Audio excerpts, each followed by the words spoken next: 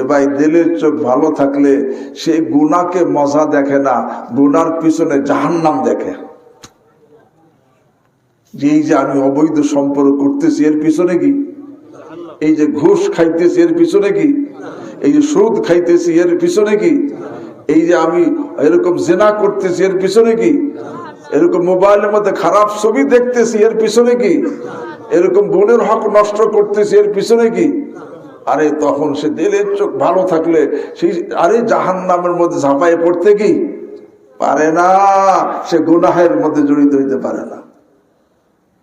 আর দিলের চোখ অন্ধ থাকলে সে ওর মধ্যে কি পড়ে, ঝাঁপাই পড়ে।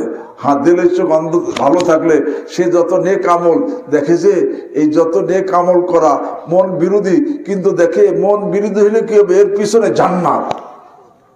এই মন বিরোধী জিনিসের পিছনে কি, তখন সে এই মন বিরোধী দেখে না, দেখে জান্নাত দেখে।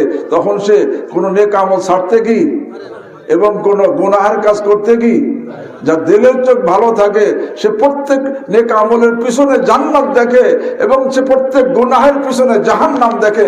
এই জন্য দিলের চোখ যার ভালো থাকে সে কোনো নেক আমল, আল্লাহর কোনো আদেশ ছাড়তে পারে না এবং আল্লাহর কোনো নিষিদ্ধ কাজ করতে কি পারে না।